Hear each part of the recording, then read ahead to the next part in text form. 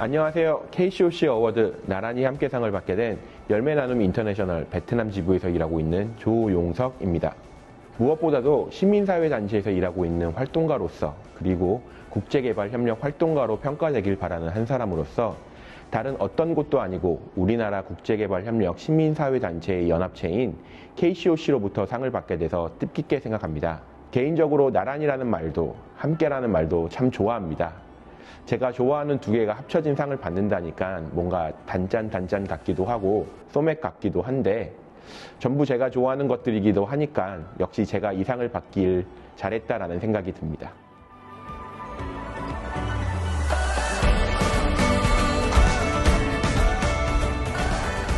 네, 안녕하세요. 저희는 열매 나눔 인터내셔널이고요. 저는 해외 사업을 총괄하고 있는 정재인 부장이라고 합니다. 저희는 원래는 이제 그 높은 뜻 교회라고 하는 교회에서 이제 출연을 해서 만들어진 이제 재단이고요. 우리나라가 예전에 어려울 때 그 선교사님들이 기독교 정신을 바탕으로 많은 지원과 도움을 주셔서 우리나라가 좀 도움을 많이 받았던 것들이 있는데 좀 그런 부분들을 좀 한국 교회가 실천을 하고 특히 우리나라뿐만 아니라 해외에서 개발도상국에서 어려운 분들을 좀 돕자라는 그런 마음으로 기관이 설립되었습니다. 열매 나눔 재단은 국내 사업을 계속 진행을 했고요. 열매 나눔 인터내셔널은 이제 해외 사업을 전문으로 하기 위해서 별도로 이제 설립이 되었고요. 저희는 2011년부터 지금까지 아프리카 말라위, 르완다 그리고 동남아시아의 베트남에서 10년 이상 같은 곳에서 사업을 계속 진행을 해왔고요.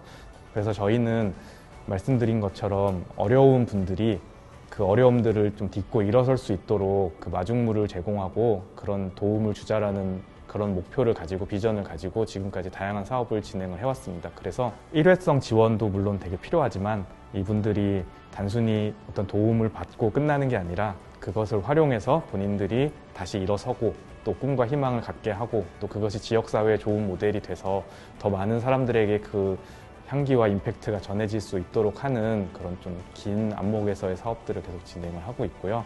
아직은 좀 이제 지부도 많지는 않고 계속 좀 이제 성장하고 있는 단계에 있지만 저희가 지속적으로 이 기관의 철학과 그런 운영의 비전을 계속 유지를 하면서 지역 정부와 함께 또 좋은 효과를 만들어내기 위해서 끊임없이 노력하고 있습니다.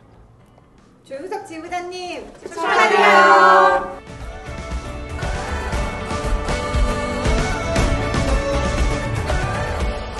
앞서 말씀드린 것처럼 저는 시민사회단체 활동에 관심이 많았는데요. 국제개발협력 활동을 하기 전에는 지역에서 노동운동을 하기도 했었고 학교에서는 학생운동을 하기도 했었습니다. 그러면서 비록 세상은 쉽게 바뀌지 않는다는 뼈아픈 좌절을 주로 겪어오기도 했는데요. 그래도 그 과정 속에서 아픔은 오로지 나 혼자만이 느끼는 것이 아니라는 걸 배웠고 나 또한 누군가의 아픔에 함께 공명할 수 있다는 것도 굉장히 의미 있는 일이라는 것을 배웠습니다. 하지만 그러면서 응어리처럼 사라지지 않는 의문이 하나 있었는데 바로 국제 문제였습니다. 당장 내 앞에 펼쳐지는 일은 아니지만 지금 어디선가 일어나고 있는 일. 충분히 나는 그 문제에 아파하고 공감하기는 하지만 당장은 아무것도 할 수 없는 일들. 이런 것들을 어떻게 마주해야 할지 자신이 없었습니다. 하루는 세계 빈곤 문제에 대한 인터넷 기사를 보면서 마음 아파했었는데 정작 인터넷 창을 닫아버리니까 그 문제가 제 앞에서 사라지는 그 현실이 그날따라 되게 충격적으로 느껴졌습니다.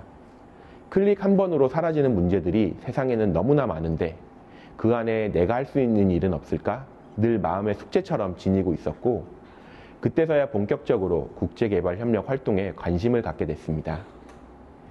2014년 코이카 ODA 인턴, 지금의 YP 제도를 통해서 처음 개발 현장에 발을 디뎠고 당시 첫 파견 국가는 미얀마였습니다.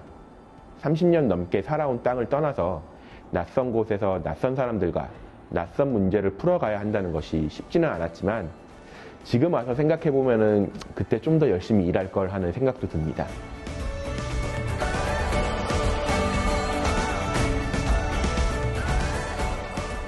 제가 10년 가까이 일하고 있는 열매 나눔 인터내셔널은 자립이라는 가치를 실현하기 위해서 설립된 국제개발 NGO입니다. 사실 어느 단체나 어느 사업이나 자립을 위해서 일한다고 생각은 하지만 그럼에도 열매 나눔이 추구하는 자립은 좀 더 구체적이고 실질적이라고 생각합니다. 예를 들어서 저희 베트남 지부가 2013년부터 시작한 소액 대출 사업은 지역 현실에 부합하는 모델로 구축되었고, 저 역시 2015년부터 그 사업에 투입되어서 베트남 메콩델타 빌롱성 영세 상인을 위한 소액 대출 사업을 진행했는데요. 구체적인 사업 대상과 그 지역 거버넌스에 부합하는 실질적인 사업 구조를 통해서 2021년까지 성공적으로 사업을 수행하고 현지 지역 정부로 이양할 수 있었습니다. 그 결과 작년인 2022년에는 국무조정실과 K쇼씨가 선정한 시민사회단체 대표 사업으로 선정되기도 했는데요. 저는 이런 게 열매 나눔이 추구하는, 그리고 또 실천하려고 하는 진정한 자립의 가치라고 생각합니다. 지금은 베트남 메콩델타에서 활동하는 시민사회단체로서 지역 현실이 처한 문제를 구체적으로 해결하고자 기후변화 취약계층의 자립을 위한 사업을 진행하고 있습니다. 계속되는 해수면 상승으로 인해 2050년에는 메콩델타의 40%가 침수될 수 있다는 이야기가 나올 정도로 이 지역은 기후변화에 취약한 지역입니다. 베트남 중앙정부는 물론이고 코이카를 비롯해서 많은 국제기구들이 기후변화 사업을 진행하고 있는데, 여기에 열매 나눔은 오랫동안 지역에서 활동하면서 기른 지역 전문성과 기관의 가치인 자립을 실천하기 위해서 사업을 기획했습니다.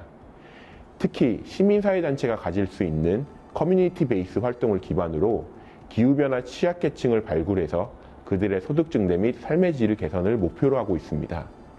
물론 이런 부분은 개인의 노력만으로 나아지는 것은 아니기 때문에 베트남 정부와 함께 해당 지역이 갖고 있는 특히 물관리 분야의 역량을 강화하면서 기후변화 대응 체계를 구축하고 있습니다. 기후변화 사업은 단순히 재원을 많이 투자한다고 나아지는 사업이 아닙니다.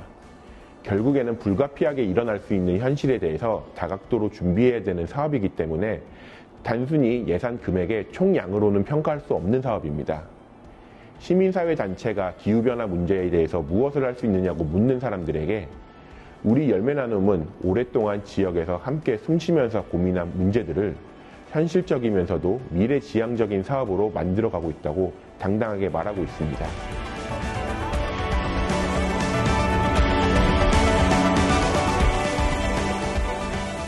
많은 친구들이 그렇게 오랫동안 한 지역에 있으면 무엇이 달라졌는지, 정확히는 내가 무엇을 했는지 많이 묻고는 합니다.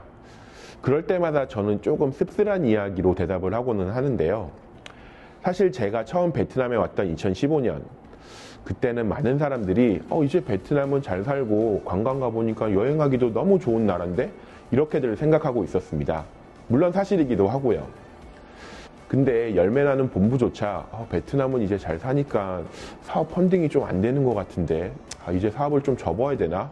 이런 이야기도 나오고 있었습니다. 만약에 그랬다면 이 상은 제가 아닌 다른 누군가가 받았겠죠.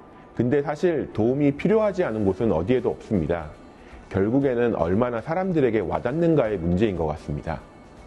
당시에는 관광국가로 주목받던 베트남이었지만 이제 베트남, 메콩델타 지역은 대표적인 기후 취약 지역으로 분류되고 있고 기후변화를 이야기할 때 절대 빠지지 않는 지역입니다. 뿐만 아니라 많은 국제기구, NGO, 베트남 정부를 비롯해서 코이카 베트남 사무소도 주력으로 계획하고 있는 지역입니다. 10년 사이에 베트남을 바라보는 시선이 많이 바뀐 거죠. 물론 여전히 베트남에 관광으로 오는 사람들도 많고 그로 인해서 베트남을 사랑하고 관심을 가지시는 분들이 많아진다는 것은 너무나 감사한 일입니다. 하지만 어느 순간부터 베트남이 단순히 관광국가가 아니라 특히 기후변화로 위협을 겪고 있는 나라라는 것을 사람들이 많이 인식하기 시작했고 바로 그런 것들이 끊임없이 국제개발 협력가들이 지역의 현실을 알린 결과가 아닌가 생각합니다. 그리고 그러한 변화는 기후변화 취약계층을 더 발굴하고 그들의 목소리에 귀를 기울이면서 지역사회가 처한 현실을 좀 더 가깝게 다가갈 수 있게 해주었다고 생각합니다. 갑작스러운 고백이긴 한데 사실 제가 얼마 전에 베트남 현지분과 결혼을 했습니다. 아직 베트남은 신혼여행이라는 개념이 일반적이지도 않고 굳이 탄소 배출을 하면서까지 다른 나라로 신혼여행을 갈 필요가 있을까 생각은 하지만 예전만 해도 만약에 간다면은 몰디브로 신혼여행을 가고 싶다는 모히또 와가지고 몰디브나 한잔 하려니까. 근데 현재 몰디브는 심각한 기후변화로 인해서 더 이상 예전처럼 관광국가로 아니 더 나아가서 국가의 존립 자체가 위태로운 상황이라고 합니다. 베트남 메콩델타 기후변화 취약계층을 위해서 일한다는 제가 이런 것을 등한시하고 몰디브로 가는 게 맞나라는 생각이 들기도 했었습니다. 물론 이건 저의 개인적인 선택이기는 하지만 누군가가 몰디브의 심각한 기후변화 위기를 알렸기 때문에 저 또한 이런 것을 알게 될 수 있었던 것처럼 베트남 역시 단순히 관광국가이며 더 이상 도움이 필요 없는 나라라고 생각하는 사람들에게는 또 다른 생각의 기회의 변화가 있었으면 좋겠습니다. 사실 베트남은 늘 거기에 있었습니다. 베트남뿐만 아니라 해외 현장은 늘 그 자리에 있습니다. 변하고 또 변화가 필요로 한 것은 바로 우리 자신이 아닐까 생각합니다. 저는 국제개발협력이라는 일이 시의 연장으로 보여지지 않고 전 지구적인 관점에서 모두가 함께 고민하는 일이었으면 좋겠습니다.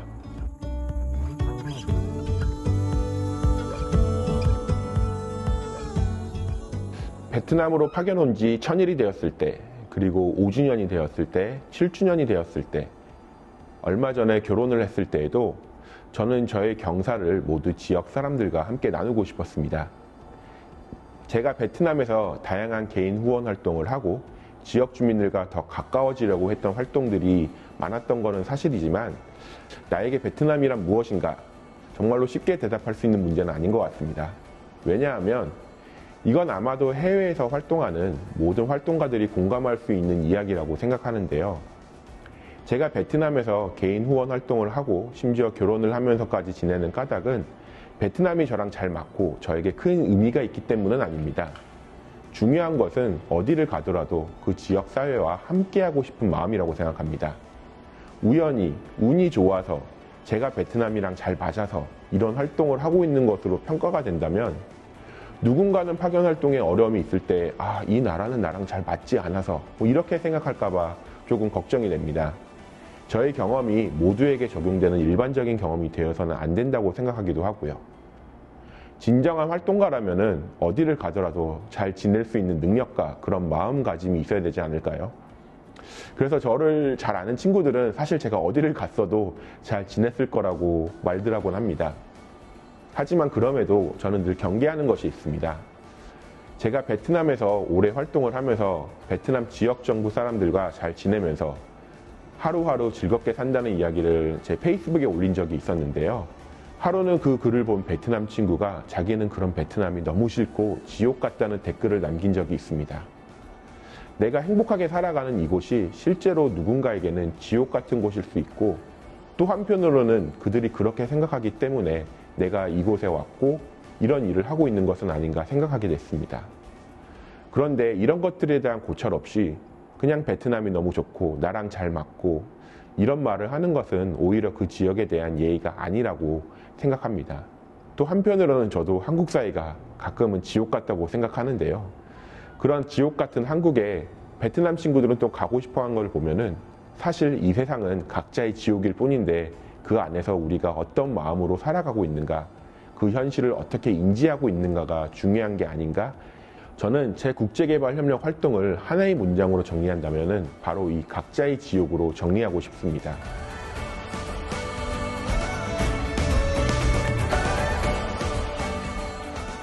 올해로 국제개발협력 활동을 한 지 10년을 맞이했습니다.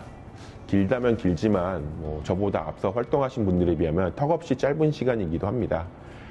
10이라는 숫자가 그렇게 큰 의미를 차지하기에는 아직 제 인생은 너무 짧은 것 같습니다. 고작 10년일 뿐입니다. 왜냐하면 웬만한 개발협력 사업의 성과는 보통 10년 정도 지나야 나타나기 마련이잖아요. 저는 아직 제가 수행하고 설계한 사업의 끝을 제대로 보지 못한 것 같습니다. 저희 열매 나눔 인터내셔널 대표이사님은 어떻게 생각할지 모르겠지만 내년을 기점으로 저는 향후 10년을 더 열매 나눔에서 일하고 싶다는 포부를 밝히고 싶습니다.